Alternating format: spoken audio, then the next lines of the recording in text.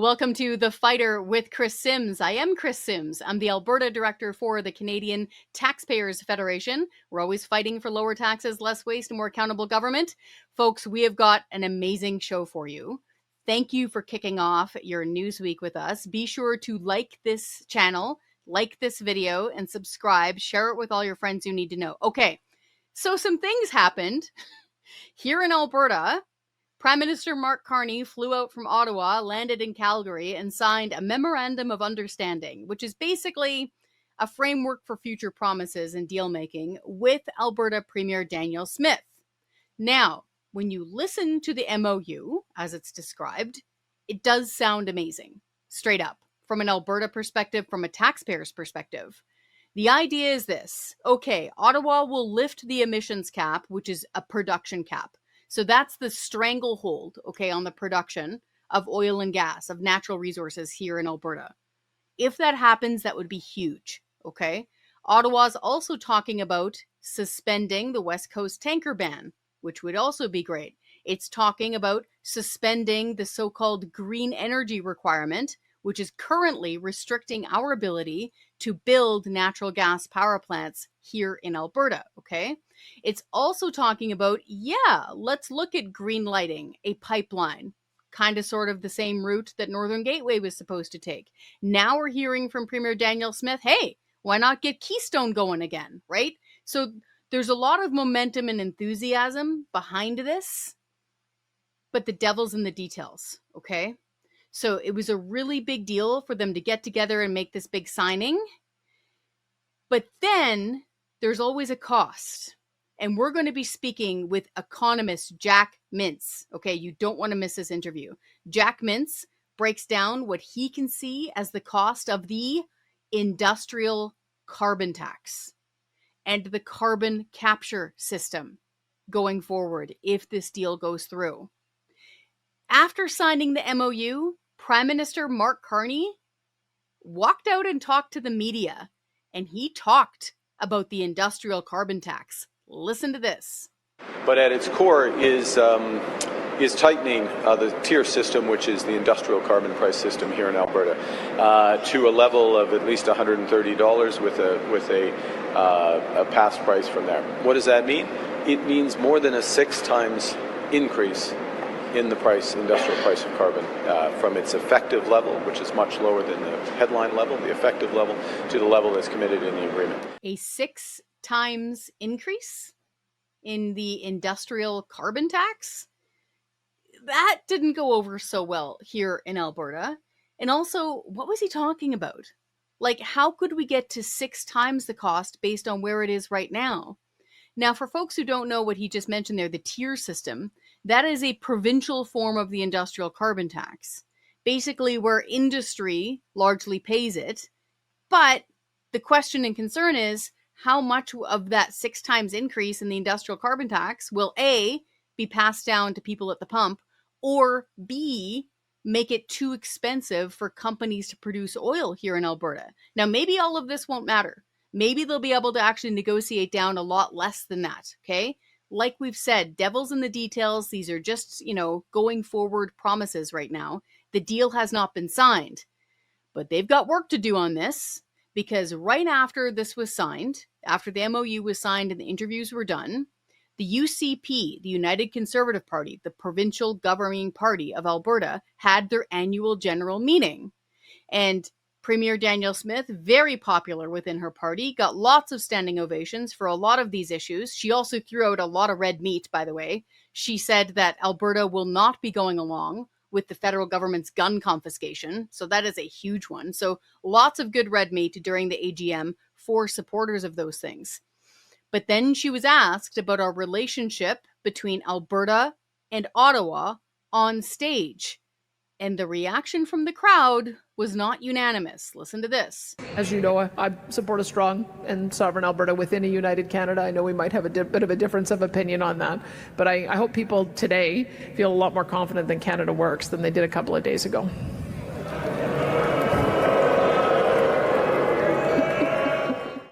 So that wouldn't be great to listen to if you were the Premier. But keep in mind, again, Alberta has seen movies like this before, right? We've been close to deals before. We've been burned by Ottawa before, right? And so I think, if I can speak personally, I think a lot of people were booing the idea of it working with Canada and trusting Ottawa, that sort of thing. The MOU, if it actually happened, apart from the carbon tax parts, if they can get pipelines built, if they can get the West Coast tanker ban suspended, if they can get First Nations signing on, if they can get, gosh, that emissions cap thing is huge for industrial investment, okay? If they can get things like that all happening, that would be great. But again, the big question is if. And that's where you heard that kind of tone, that booing, that sense of distrust when it comes to Alberta's relationship with Ottawa. Because I was hearing from a lot of people the last few days saying, you know, this kind of sounds like the social license, where then former NDP Premier Rachel Notley, in her own words, was trying to get a pipeline built. And she was saying that we need a social license from other provinces and other investors. And that social license was a retail level Alberta carbon tax provincially, which people despised. It took more than $1 billion from taxpayers. So I was hearing a lot of that language, okay? And I believe the Premier was hearing it too, because after that, after you heard that booing and that sense of distrust, she gave her big barn burner speech the next day, which goes on for more than 40 minutes. And she mentioned things like not going along with the federal government's gun grab. Lots of stuff in there for Conservatives to chew on. But listen to how she then explains her MOU and how she's going to deal with Ottawa going forward. This agreement includes a clear path to the construction of a 1 million barrel per day bitumen pipeline to Asian markets so that our province and our country are no longer dependent on just one customer to buy our most valuable resource.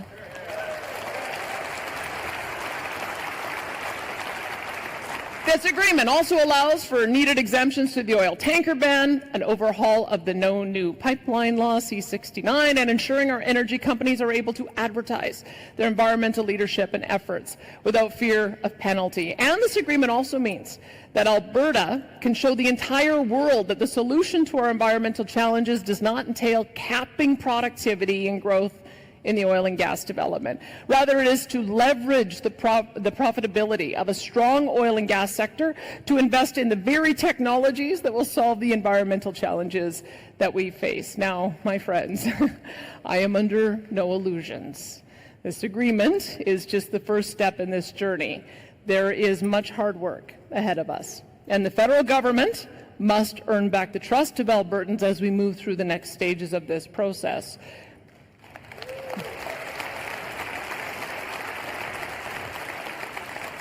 After all, the people of Alberta have, of course, had the rug pulled out from under them too many times to count over the past 10 years. So I will take the advice of a great U.S. President, Ronald Reagan, who said when dealing with a former adversary, trust but verify. So, bit of a different tone there. What did you think of it? Let me know in the comments what you think about this memorandum of understanding between Ottawa and Alberta.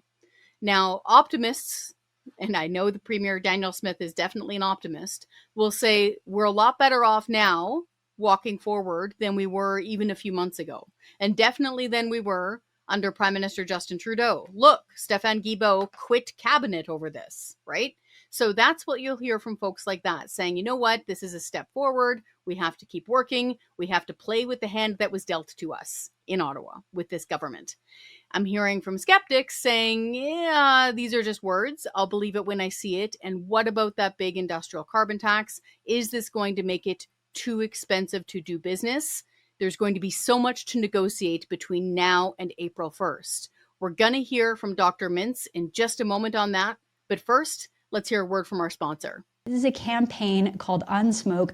Look, folks, it's time to modernize Canada's rules on nicotine. Alternatives to cigarettes like heated tobacco, vaping products, and oral smokeless products don't burn tobacco or produce smoke. They aren't risk-free, but the growing body of scientific evidence shows that they have the potential to be substantially less harmful than smoking. Despite this, Canadians are banned access to critical information and even some products. Nicotine pouches remain banned in convenience stores, and current laws ban communication about the risks of these products compared to cigarettes. It's unbelievable. The evidence is here. The tools exist. Canadians should have the freedom to know. You can learn more by visiting unsmoke.ca. Okay, as promised, Dr. Jack Mintz, okay, he's an economist in Canada. He's at the University of Calgary. He wrote this piece in the Financial Post where he breaks down, in his view, how much this agreement, if it went forward, could add to the cost of producing oil here in Alberta.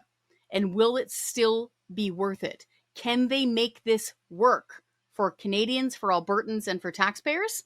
Let's find out. Joining us now is Dr. Jack Mintz. He is, of course, an economist with the School of Public Policy at the University of Calgary. I am thrilled to have him on the show. Dr. Mintz, thank you so much for joining us. I read this piece that you did in the Financial Post. It was shortly after the MOU was announced.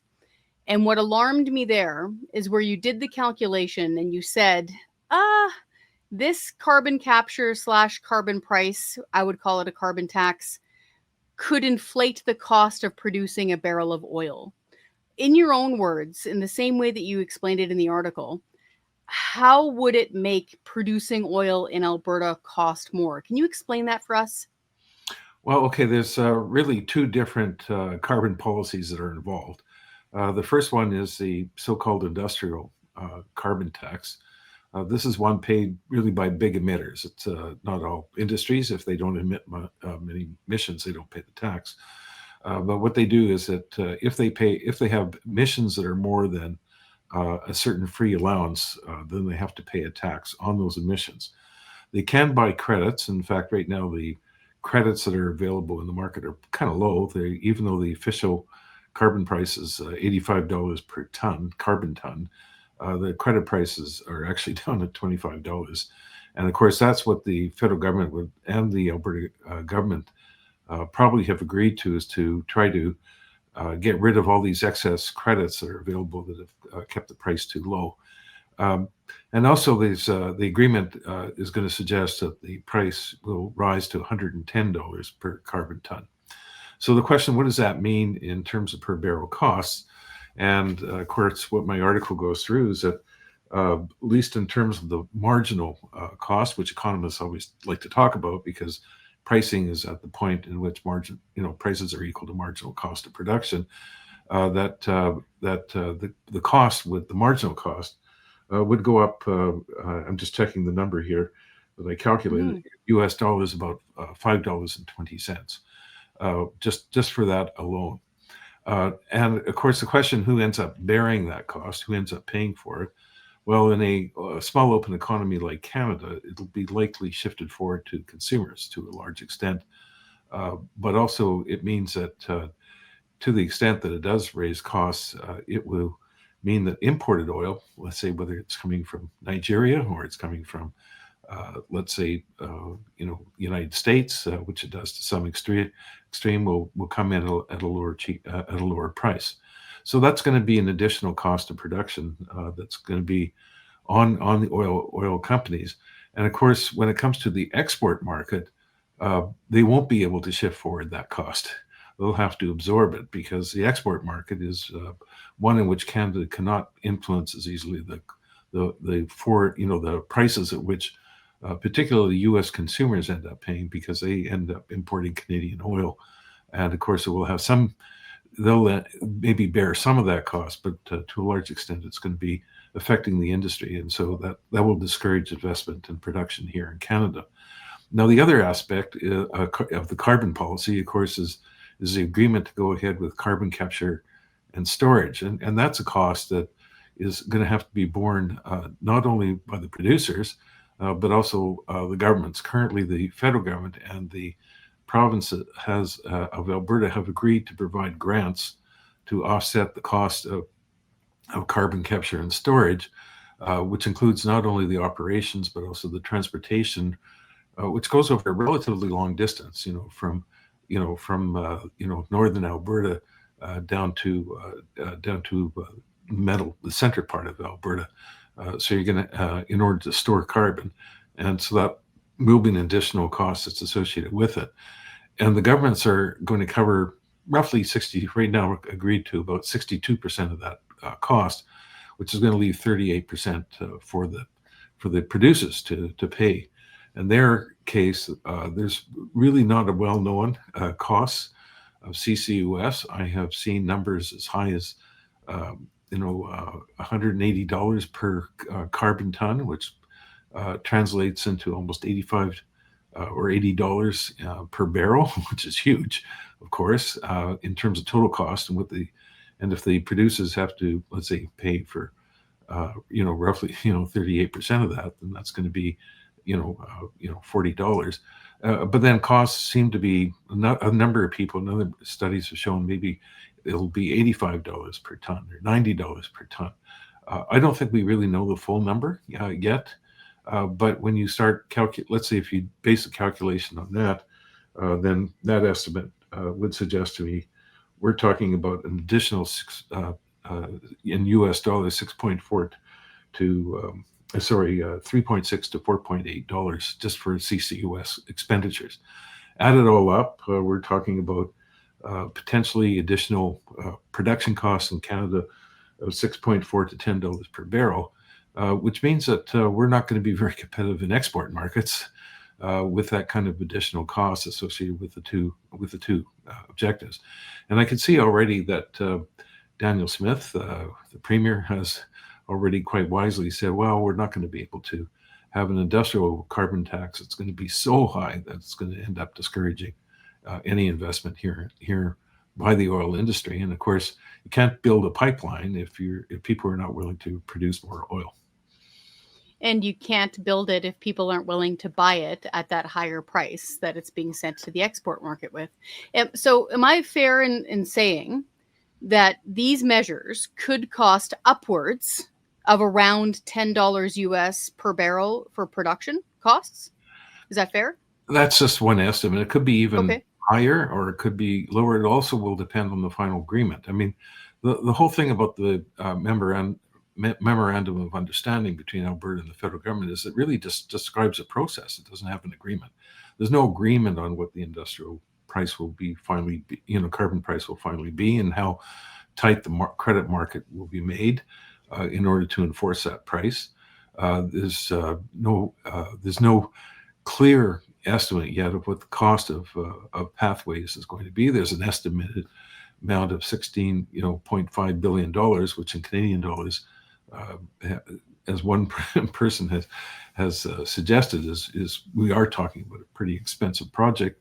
That in terms of the actual cost per ton, of which is let's say almost 2/3 will be covered by the public, by taxpayers, and not by consumers. And of course, we have to remember government's going to be taking on a new expenditure, which means it's going to crowd out some other things, whether it's healthcare in Alberta or whether it's at the federal level, it could be social policies or other things, unless the federal government just simply adds it to its already growing deficit. I don't think we have any room there to add more to the deficit. Do you believe that if they went ahead, say this MOU did materialize into an actual agreement, say they did wind up with, I was seeing $130 per ton for this industrial carbon tax or carbon price, whatever they were trying to call it, will that raise the price at the gas pump for gasoline and diesel? Here in Lethbridge, it was $1.16 over the weekend. It was great. You saw people lined up filling up, a lot of people able to save money there. Would this actually increase the cost at the pump? It to some extent, maybe. Because the big emitters who are producing oil have to include it in their costs, and the question is, will they try to recover it through higher gasoline prices? But we have to remember they're going to, there's other diesel and other products that are used, by the producers, and of course that could lead to higher costs for other companies that are using those inputs, that are based on the energy that they receive from whether it's natural gas producers or oil producers, and so therefore some of that cost is going to be showing up in other consumer prices as well. So how to predict that, I'm not quite sure. And then of course the producers themselves are going to absorb some of that cost and getting lower rates of return on their capital. I heard from Prime Minister Mark Carney, and I've been in the game for a while. And it looked like Prime Minister Carney was speaking to the media rather quickly after he signed that MOU. And that's where he gave that quote where he said that, in his words, the carbon price will wind up being around 6 times higher than it is right now. How did he get to the 6 times? Is that because he was talking about the lower credit price that you were mentioning there before, where it was floating around the $20? Is that what he's talking about there? I suspect that that's what it is. I don't know what the current credit price. Last time I looked, it was around $24 per carbon ton, which was quite a bit less than 110. But let's say if it's $20 and you multiply by 6, you get close to the $110 that's in the agreement. And the question is when that $110 per carbon price is going to come in. Will it start in 2026? Will it come in 2030? It's a little bit unclear exactly, in terms of the actual timing, because that's still up to a future agreement between the Alberta and the federal government. In fact, that's the whole thing about this memorandum. It's a memorandum. It's not an actual agreement, in the sense of all the bells and whistles that are tied down to, in terms of actually how it's going to be implemented. So there's still a lot of discussion that's going to be needed between the two levels of government about how the implementation will take place. It sure will. I have a few more questions for you, Dr. Mintz. First off, I'm hearing from two different sides. I'm the Alberta Taxpayers Federation representative. I'm hearing from a lot of our folks saying we're very worried that this is going to be passed on to consumers. It's going to raise the cost of things like gasoline and diesel. And when you raise, as you would say, an input cost for something like gasoline or diesel or fertilizer, things like that, you're going to raise the costs of things. So that's what I'm hearing from the taxpayer side of things. I'm also hearing from some industry types here in Alberta who are saying, no, this isn't a real carbon tax. This is basically a closed circle of monopoly money that we're all passing back and forth to each other in credits and all this other stuff. And it doesn't actually wind up increasing costs of things. Where are we with this? Is the truth somewhere in the middle? Well, I think, first of all, public finance economists like myself will simply talk about economic incidence of taxes. There's a legal incidence, which, yes, the legal incidence is actually the industry will be having to pay this tax.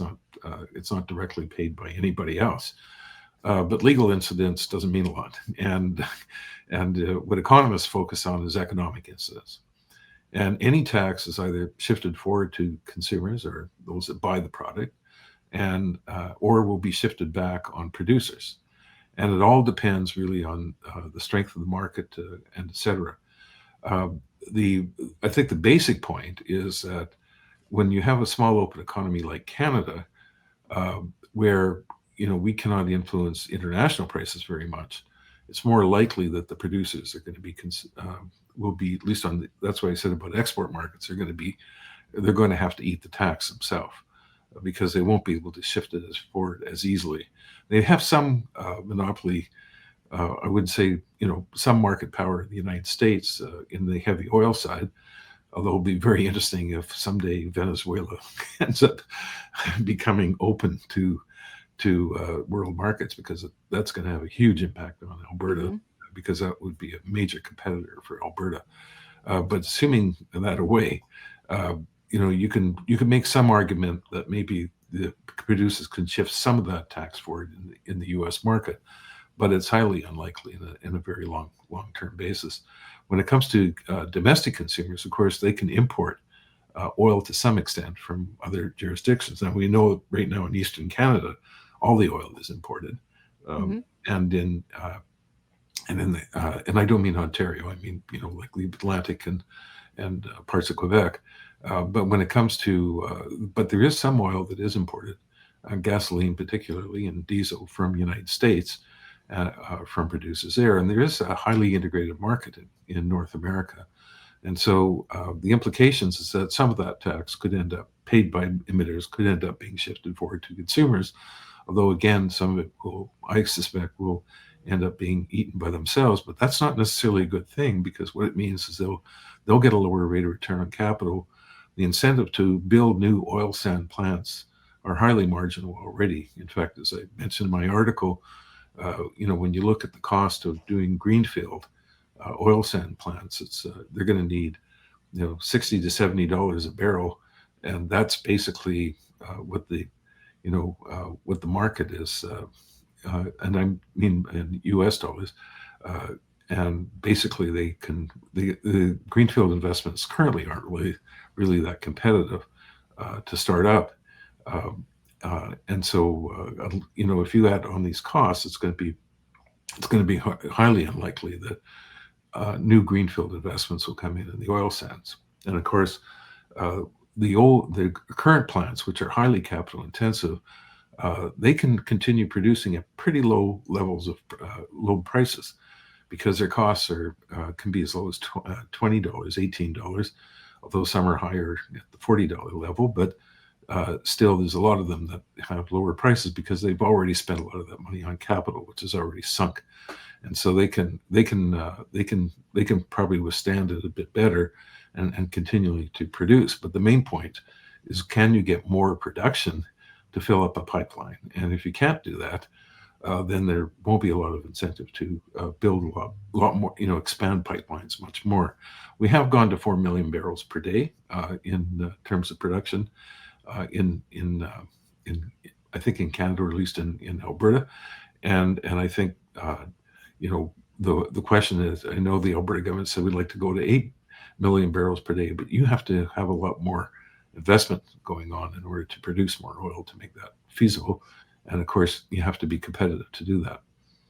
Dr. Mintz, lastly, I just finished listening to an interview with Premier Smith, and we're hearing from her team. They're very enthusiastic. They're very excited. They're trying to be very hopeful. They're saying things like, well, this MOU is getting rid of things like the emissions cap, which is a de facto production cap. It's suspending the West Coast tanker ban. It's suspending a lot of the provisions of Bill C-69. So they're saying, if we'd been told this months ago, we'd have all these things, we'd be delighted with this. And so I think they're trying to be hopeful, saying that they want Northern Gateway, or at least the same area. They want even Keystone. They were throwing that back on the table. They want multiple pipelines coming out of this deal. And I think they're thinking that kind of enthusiasm and allowing for this kind of stuff to happen here will get more capital coming into Alberta. Are you saying that the devil's in the details here, and that because of these carbon pricing layering mechanisms, it may not be worth it for companies to come here and put the oil in those pipes? Well, I'm thinking about the international companies, the Exxons, Chevrons, Totals, and they have to make capital allocation decisions around the world for investment. There are only really two countries that require carbon capture and storage as part of their, as part of their requirements, and that's in the United Kingdom and Norway. And I don't think that's our competitors when it comes to oil. In fact, our bitumen oil is really in a very different market anyway.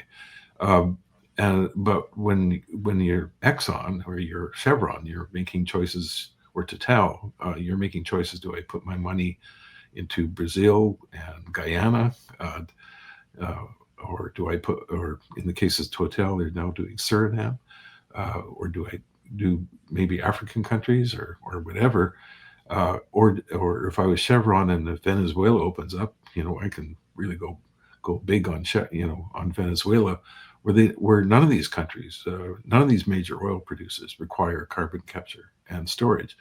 Also, the carbon prices that are currently in place in Norway and UK, they are relatively high. They're about equal to what Canada is right now under the European trading system, roughly equal.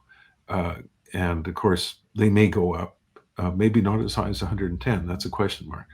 But the question is, to what extent will the final agreement actually impose in terms of these additional costs? It may be that if you have a lot of allowances, and the carbon price, even the carbon price may not be as high as the actual effective carbon price may be much lower than what I suggested as the marginal one.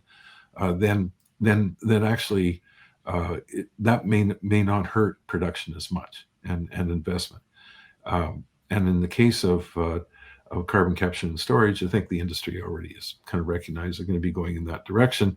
Of course, the big debate is how much does the governments pay for it relative to the industry?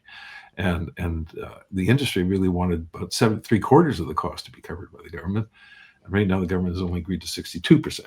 So there's still some margin there. And so my point is that those costs have to be recognized. And I agree with the industry. They're probably happy that we're now starting to get some regulatory changes that are going to go in favor of building a pipeline. But it's not a done deal, as we know. And we know that BC is opposed. And we know that the First Nations have to sign on. And the government said we're not going to go ahead without their approval somehow. Although I'm a little less concerned about that, mainly because I've seen this before when I've been in Ottawa, that the federal government has an immense amount of opportunities and resources that they can get provinces to come on side. And in fact, we saw that with TMX. Eventually, it did get built, even though 9 First Nations were opposed and the BC government was still opposed. But in the end, they couldn't block it. Should Smith fight to get those carbon mechanisms, carbon prices, and taxes as low as possible? She's got time between now and April 1st. Should she fight to make sure that's as low as possible? Yes, and I think she's already indicated that on the industrial carbon taxes. She's going to do that. So Good. I think she should do that. I think the question is on carbon capture and storage, how much will the federal government be willing to put into it, as well as the province? Are they going to stay at 62%, leaving 38% to the producers or not? But we've got to remember that it's also a big cost to budgets at the federal and the provincial level, and taxpayers in the end are going to be covering that cost. And we don't have the money. We're in major debt. Dr. Mintz, anything I have not asked you that you wanted to make sure you got out there in regards to this MOU? Yeah, no, I think we've covered the ground. Thank you. Wonderful. Thank you so much for your work, folks. Make sure you go check out his article. He explains all of this very thoroughly, so much that I could understand it, in the Financial Post. Dr. Jack Mintz with the University of Calgary, thank you so much, sir. My pleasure. Once again, that is one of Canada's leading economists. And I really appreciated his candor, because it was right after signing of the MOU. There were fireworks everywhere. Everybody was excited, saying, oh, look, they're moving on things like, well, maybe you will get pipelines. We will lift the production cap, which would be huge. We will suspend the green energy regulations so that you can build natural gas, electricity plants. And yeah, maybe we'll suspend the West Coast tanker ban. Like, these are all very big things. And if they actually happened, that would be great. The Taxpayers Federation has been fighting most of these things, including in court now, for years, alongside of the Alberta government. However, there are catches in this thing, and the Alberta government has got to be aware of them. And Dr. Jack Mintz breaks it all down in that article, especially things like the industrial carbon tax and carbon capture technology. How much will this add to our costs as consumers? How much will it add to our costs as taxpayers? How much will it add to the costs of producing oil, so that investors may or may not be interested in coming here to do that work? That's something that they really got to focus on and make sure that that is as low as possible, so this thing actually works. I want to shift gears here now, because we have got some huge news on the First Nations accountability front. Remember when Prime Minister Stephen Harper had what was equivalent of a First Nations Government Transparency Act? Basically, First Nations governments run like small town governments. And what Harper had done was saying, yeah, and you also have to have fiscal and financial accountability. You have to be able to be audited. You have to submit all of your financial information to this office so that it can be proactively disclosed. All of the things that one would expect from a small town. In fairness, most First Nations governments already do that. They already do. You can already look up all their financials. However, there are some that don't do that. And their own residents, their own citizens, demand transparency and accountability. Well, one gentleman stood up to his own local First Nations government. He said, I want your financial information. The federal government tried saying no to releasing that information, but we went to court the Canadian Taxpayers Federation tagged in on this fight, and we got a huge win. What does this mean going forward? Let's find out. Joining me now are two of my colleagues from the Canadian Taxpayers Federation, Devin Drover. He is our Atlantic Director. He's also our in-house counsel, so I get to say when I'm getting in trouble, let me talk to my lawyer, but I know Devin doesn't want to hear that. And Gage Halbrook, Gage is our Prairie Director with the Taxpayers Federation. Fellas, you guys were working really hard on this issue where it is the Frog Lake First Nation, which is a First Nation basically in the Northeast, right near Lloydminster, right, to situate it. And what was going on there? There was some financial accounting practices that some of the members of the nation weren't happy with. They were trying to get information and then they couldn't as far as where their money was going. What was going on there? Go ahead, Gage. Yeah, exactly. So all the way back in 2022, we were made aware that Frog Lake First Nation, as you said, northeast of Lloydminster, so a little bit of oil country up there, had a trust fund for that First Nation that was fueled by revenues coming from natural resources located on banned lands. And the important part there is in 2013, that trust fund had more than $100 million in it. But by the end of 2024, some of the latest numbers, it had less than 9. So of course, band members were wondering, where did this almost $100 million go? And unfortunately, the local chief and council weren't answering questions from band members about where all that money went. So we partnered with an activist named Hans McCarthy to file access information requests with the federal government to get the band council resolutions, essentially the chief and council signing off saying, hey, this is how we're going to spend this money. Please send it over from the feds.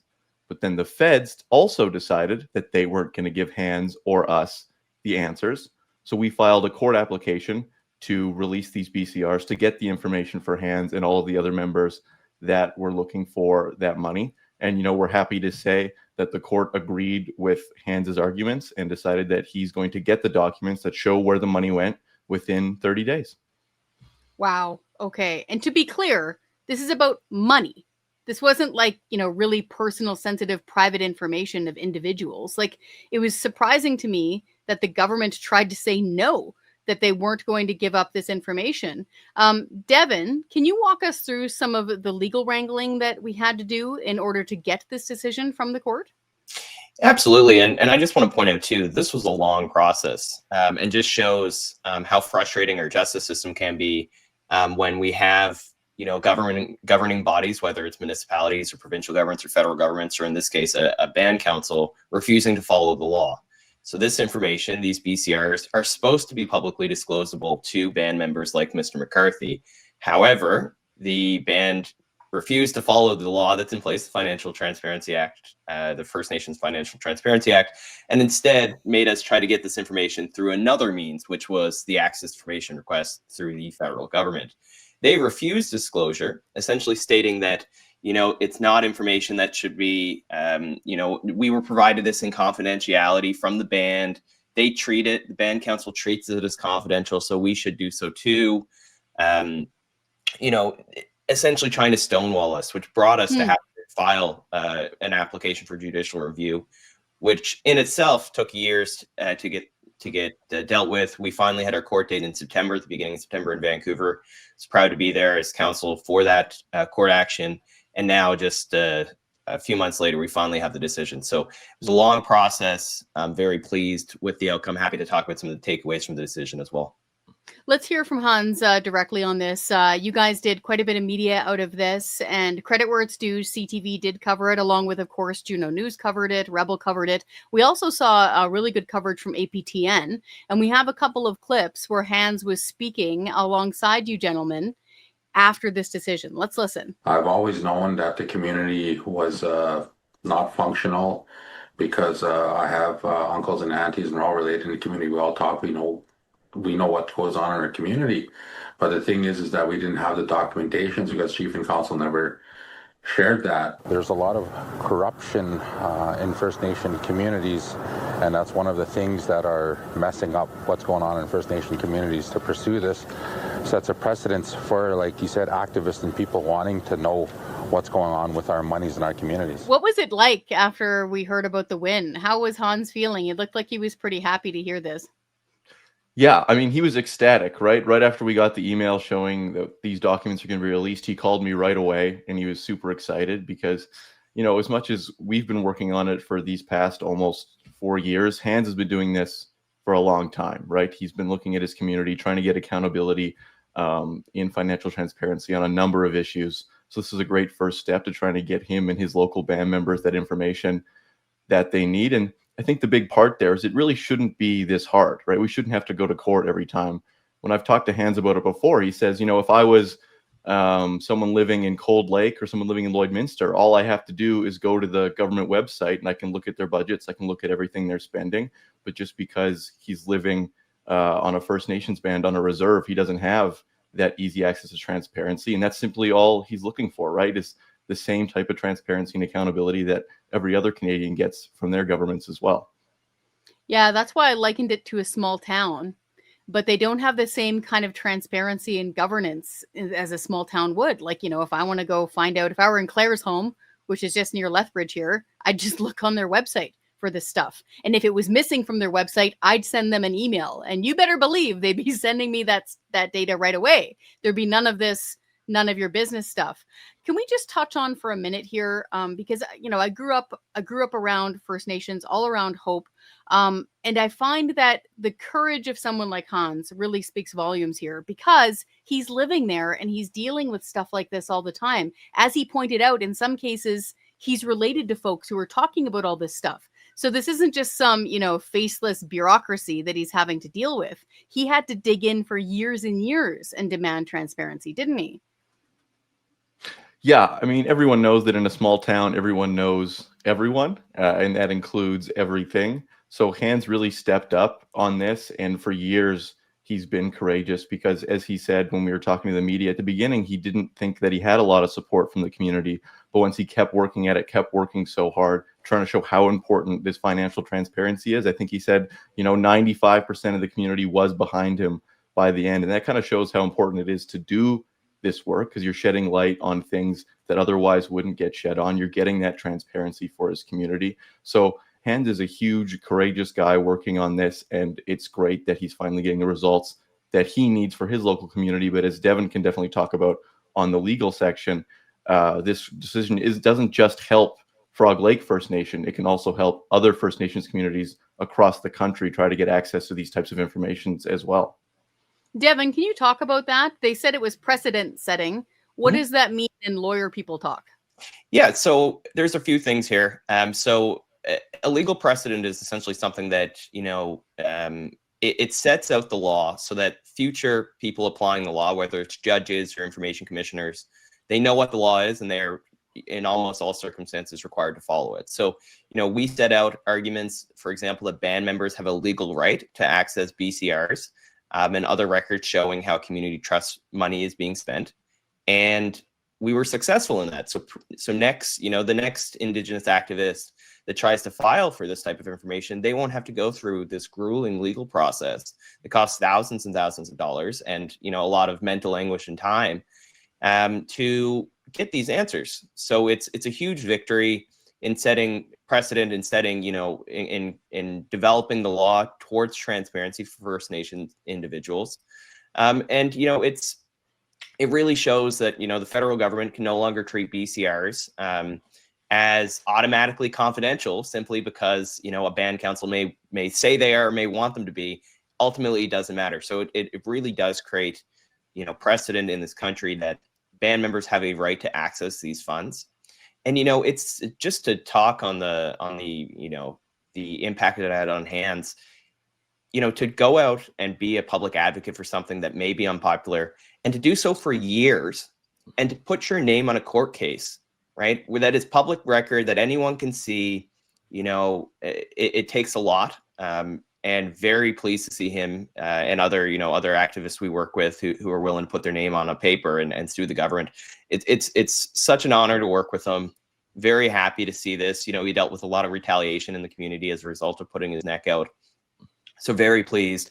And the best thing about this, I think, in the long term is that now when other Indigenous activists are fighting for information from band councils, they'll be able to cite the McCarthy case as the decision that supports them. So very pleased to see that. What happens now? So does the band council, and BCR, does that stand for band council record? Is that what that is? Resolution. Okay. So now does the band council, which is essentially the government of Frog Lake, does it now have to produce these records and give them what, directly to Hans in like paper format, electronic format? Do they have to give it to the court? Like, what happens now? So the court ordered, so essentially made the final decision that the documents need to be provided to Hans as the applicant within 30 days of the decision. The reason for that 30 days notice is that you have a right of appeal. So there's a chance that the federal government could appeal this. We don't think it would be wise for them to do so. We think the law is on our side here, as the initial federal court justice ruled. So we're very confident in that, and they have to do this, right? If they've refused to follow the order, the government would be breaking the law. So the federal government will produce the documentation directly to Hans, or through council. I suspect we'll receive it electronically, and I suspect we'll receive it very soon. And I suspect as well we'll have an update on what we find in those records as well. Yeah, no kidding. So the information then will be coming from the federal government to Hans. It doesn't technically have to go through band council. Yes. So the federal government already has copies of the records. So that's kind of the issue here, right? Is all of this should have been able to be avoided by when Hans sent that initial request to the band council for this information. They should have provided it. We had to go around the band because they were breaking the law to get these records from the federal government, and even the federal government didn't want to give it to us. So we're happy that we've won this fight against Ottawa here, and have we'll get transparency to Hans for these documents. Gage, what are you seeing here going forward? What are you expecting in the next few weeks and months when it comes to Hans's fight for this accountability and transparency? Yeah, I think the most important thing is kind of Devin highlighted there is we'll have more of an update once he gets his hands on the records and actually checks out what's going on in there. But I think the most important part is also what Devin was talking about, is that precedent, so that every single other Indigenous activist who's looking for similar answers in their community doesn't have to go through a 3-year court fight to try and get the most basic documents possible. And that's why I think overall it's so important. I mean, Hans is getting the answers that he wants in his community, but by getting those answers, he's helping others get the answers that they need as well. And that's something that Hans has talked about a lot in the victory. Like, he's like, this is really great for me, but it's also great for everyone else. So I think that's another courageous part, because he realizes how much he's trying to help the community there. And when they get this basic financial transparency, it just makes it easier for band members to hold their elected leaders to account. And hopefully that results in some better governance. Devin Drover and Gage Haubrich, thank you so much for your time today, gentlemen. Thank you so much. Thank you. Once again, those are two of my colleagues from the Canadian Taxpayers Federation, the Atlantic director. He's also our in-house counsel, so he gets silly phone calls about lawyers from us all the time, and very serious ones too. As you can just see, this is a precedent-setting case. So next time someone is trying to get information, financial information, governance information from their local band council, which is a form and a layer of government, they will be able to go back to the McCarthy decision. So that's a really big deal. And that's what we try to do at the Canadian Taxpayers Federation. We're always fighting for lower taxes, less waste, and accountable government. And folks deserve accountable government no matter where they're living in Canada. So hopefully, Hans, great job, sir, will be able to get his hands on that information from the federal government. Isn't it wild that we had to go to court, not just with the local First Nations government, which was trying to not release these documents, but then we had to fight the federal government too? That's bizarre. Folks, this was an action-packed show. Please let me know in the comments what you think. What do you think about Dr. Jack Mintz saying, MOU sounds good, but there's a lot of devil in these details? What's going to happen with the carbon taxes, the industrial carbon tax? What's going to happen with the cost of this carbon capture system? From a taxpayer perspective, that sounds pretty darn expensive. What's going to happen with Premier Danielle Smith fighting to get those cost elements down so that we can get the good parts of the MOU actually rolling? So much going ahead. Let me know what you think in the comments. Also, let me know what you think in the comments about fighting for transparency and accountability at all levels of government, including First Nations levels of government. Folks, we are so happy to have you joining us here today for this special episode of The Fighter. Be sure to head on over to Juno News, subscribe to Juno News, because we're the ones that pull back the curtain. We talk directly to the newsmakers, and we get to celebrate our victories together with independent news gathering. Thank you so much for watching.